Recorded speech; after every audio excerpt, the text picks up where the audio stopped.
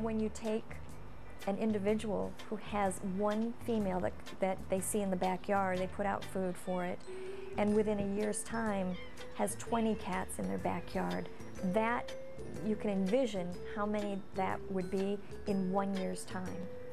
And we would like to put ourselves out of business. That's our goal, is to put ourselves out of business.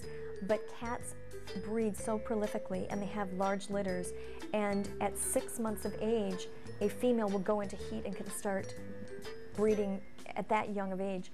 It's virtually, I don't foresee us ever stopping the program that we have.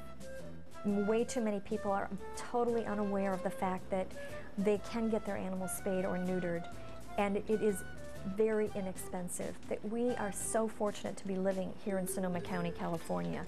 When the organization first began, basically it was all volunteers that were going out, finding wild cats, trapping them, getting them fixed, putting them back, and feeding them as well.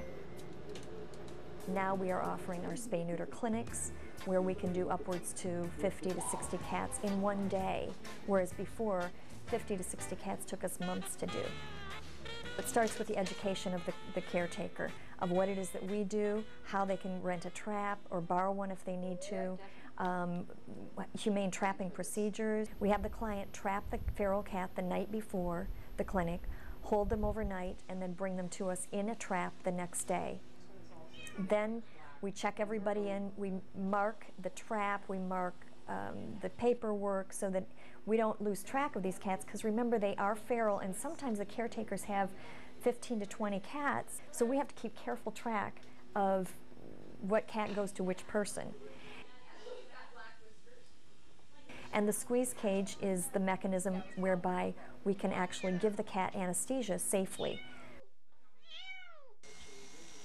The cat is prepped for surgery, and at that time it is given an overall health check.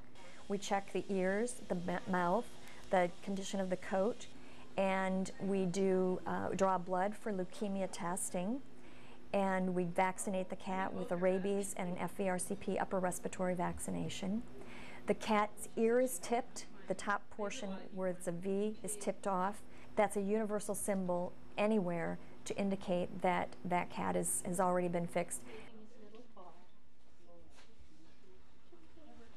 Our vet, Dr. Joy Mueller, comes in and does the boys, and Dr. Leah Herzl does all of our girls. In the winter, if they need a heating pad, we put them on heating pads so that they can recover comfortably. We also give every cat pain medication, and they go back into the trap that they came to us in, and we monitor them to make sure that they wake up and they're safe the whole time that they're here. We feel very fortunate that in this cat's life, since it is basically a wild animal, we are the only person that probably will ever touch it in its life, and we respect that. Most of the people that are working with the spay-neuter clinic started when we first began our spay-neuter clinics in 2003. So we couldn't do it without our volunteers. So, and they are a dedicated group of people that come every other Wednesday. They all have their own little specific job. We have a fantastic thrift shop, and again, that is our #1 source of income. The reason for our thrift shop is so that we don't have to rely on the economy or members of the public to support us. We found a way to support ourselves. And when people support the thrift shop, they are in fact supporting Forgotten Felines and the work that we do.